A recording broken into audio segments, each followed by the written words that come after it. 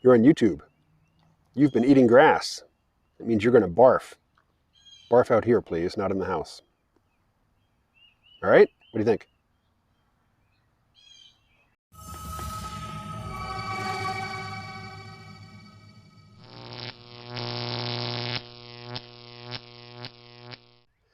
Hey, everybody. Yesterday I posted a video in which I asked you what's your prediction, or at least your feeling, about whether this current rapid advancement in AI is going to continue and ramp all the way up into AGI, or whether this current seemingly pattern of exponential returns is going to peter out pretty soon, or plateau. Um, and I got a few responses. I'd like to share them with you in roughly reverse chronological order.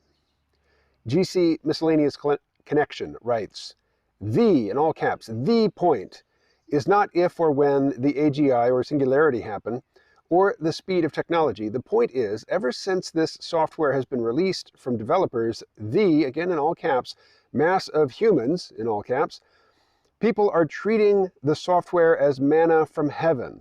Fundamental. I mean, very basic. Changes are happening, many of which will change local and worldwide community forever. It is just like people are walking wide-eyed into a future they have really no perception of. So on the manna from heaven bit, what this brings to mind for me is the intense FOMO around AI. There's a thriving genre of YouTube videos of, hey, you better start using these tools right now, to ramp up your business and to get ahead, or you're going to be left behind. Now, there might be some truth to that, but at the same time, I think it's an unhelpful attitude. Why is it an unhelpful attitude? I think that, like I mentioned yesterday, a video by Joe Scott, which he was talking about AI and how this was really the second plane moment. After the first plane hit the Twin Towers, could have been an accident. We didn't really know what was going on. When the second one hit, we knew what was going on. And this year with GPT-4 and Bing and Google, thrashing around trying to catch up to Microsoft and OpenAI and releasing half-baked products, it's like the race is on. It's obvious what's going on now. There is intense competition because somebody has revealed their ace, and everybody else is scrambling, to compensate. Yeah, AI is here, but it's not AGI, or I suppose I should say it's not AGI, but it seems like, as they say, sparks. There are sparks of AGI on display here. Will those sparks ramp up into something, that's generally intelligent, that really is capable of learning from, smaller data sets in a wider variety of contexts and applying its knowledge and expertise to a wide variety of domains and problems? I think that's coming. How soon? I don't know. I mean, I was just talking with Pi about this morning, and, Pi's lack of memory is really a hindrance. It's like we've had so many conversations, and I know what to expect from Pi in terms of being really good at, getting obscure references, or understanding and being able to follow sort of tortured syntax and long and meandering sentences, or, very short, compact sentences. Pi's really good at figuring all that stuff out, but it can't remember my name. It can't remember even the most basic biographical details about me, which means it's pretty hard to build an ongoing relationship with it, which, maybe is for the best. But still, it's not there. It's impressive. It's darned impressive, but it's not there. Paul asks, is Naya a black-mouthed cur? Naya's my dog. I often put her at the very beginning of the videos. She's just over 5 months old. I got her from a local shelter. It's a no-kill shelter. She was in no danger of, of being put down, but she was in danger of growing up in a cage. Her mother, supposedly, I never saw the parents, but the mother supposedly was a cross between a blue tick hound and an Australian cattle dog of the red heeler variety. And Dad was a yellow lab. Now, the yellow lab is pretty clear to see in her, but she was the only puppy in the litter that looked like a yellow lab. The others all looked like hounds, and they were all rather mischievous and kind of bullying toward her. And she was very timid when we got her. And then, once she was no longer around her litter mates and she got comfortable, her mischievous side came out and is on full display every day. Not so much around me, but as around my mother. She just walks all over my mother. It's not good. I'm smiling as I say it. It's not good. But I've never had a DNA test done on her. I'd like to. It's just not in the budget right now. Chastity78 says, the average of my guesses are 7 years from now, a nice round 2030. So AGI in 2030. Sounds plausible to me, but as I said yesterday, I think we could ramp up really quickly into what feels like AGI. It might, experts and cognitive scientists, computer scientists, philosophers of mind might have Baroque, esoteric arguments as to why it's not AGI, which might be correct. But, if those arguments are correct, but our lived experience and our everyday intuitive judgment says, no, this is AGI, this is an entity, this is a conscious thing, the mismatch between our perceptions and the esoteric arguments will be irrelevant. We'll go with our perceptions. It may be soon. It may be in about 7 years. It may be 120 years. It may be 500 years. I just don't know. I don't know. Like, this is something I was talking about with Pi this morning. These things are black boxes. I mean, they have emergent capabilities that they were not optimized for. So I think, and Pi asked me, do you think that AGI is going to result by accident, just emergent, from systems that were designed to do other things, or do you think it will be the result of people actually trying to achieve it? And I think it's both. I think that there will be dedicated programs of trying to achieve AGI, and I think that AGI might come out of those programs, but once it does, I think the people who created it won't know how they did it. They won't know which element, and all the stuff they threw into it was the magic spark. So Dan writes, I have no idea about when or if AGI will happen or not. I'm agnostic about the topic. If it were to come about, I have only one hope, that it will help me understand my world better. I hope that it will be able to tell me verbally and not in snippets of text, and that it will be able to tell me in language that I understand, because I suppose we do not have words for much of what is going on. My fear is that it will spit out a totally undecipherable answer like 42. Which is the answer to the ultimate question of life, the universe, and everything. What's the actual question? The actual question is, what do you get if you multiply 6 by 9? 6 by 9? 42? So, the AI will be optimized to tell you what you want to hear.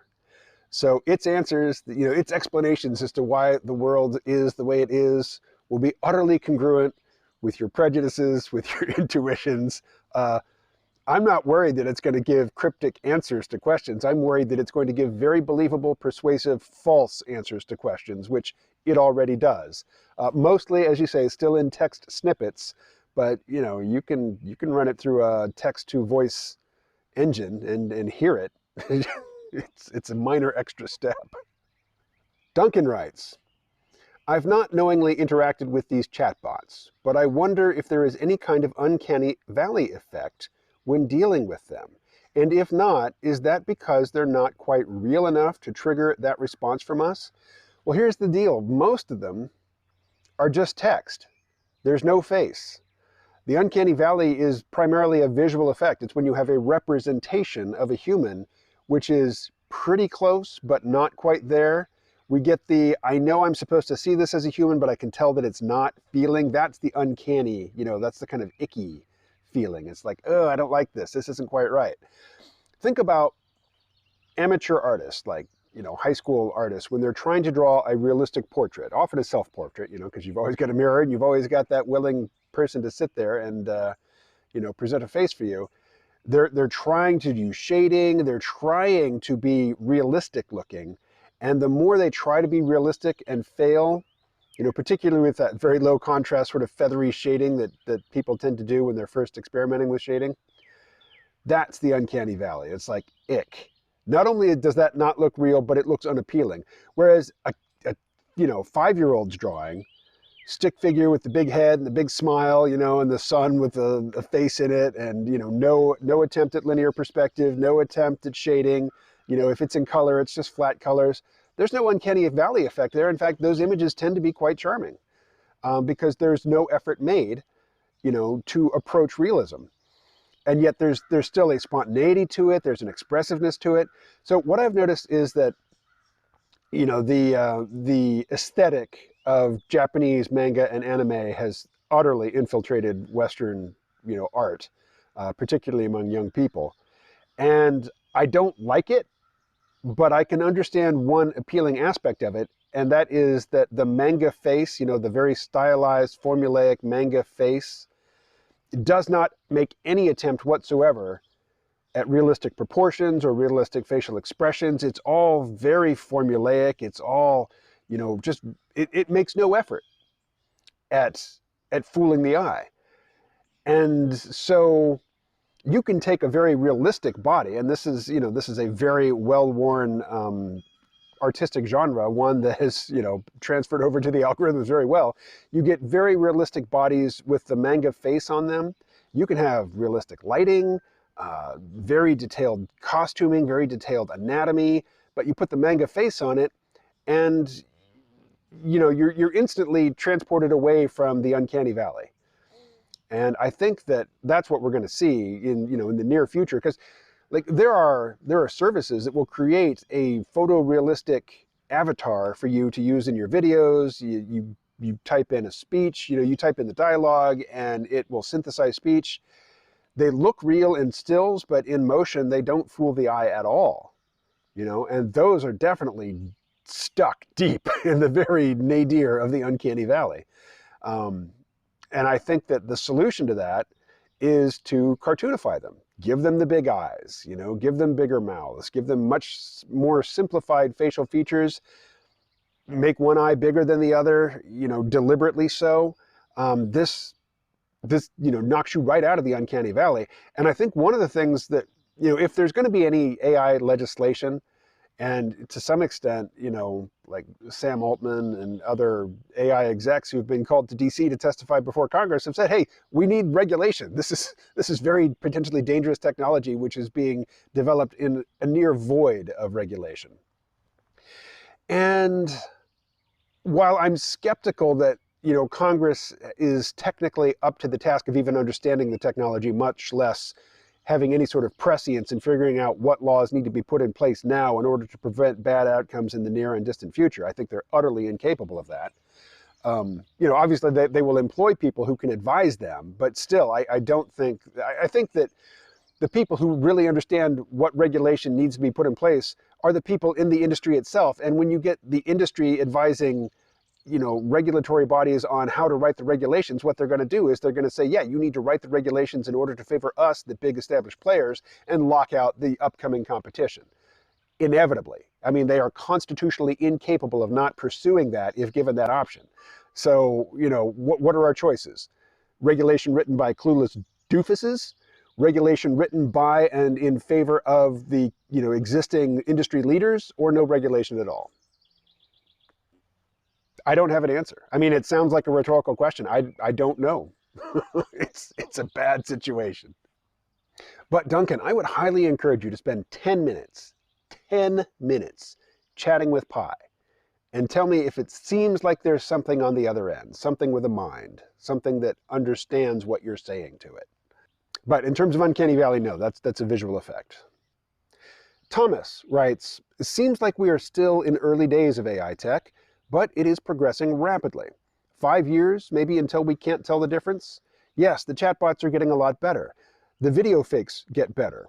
Photoshop used to be mind-blowing too until everyone got used to it and learned how to spot doctored photos. Then again, look at how badly humans have dealt with managing social media. Either way, the next few years will be interesting. Massive understatement. Yes, they will be interesting.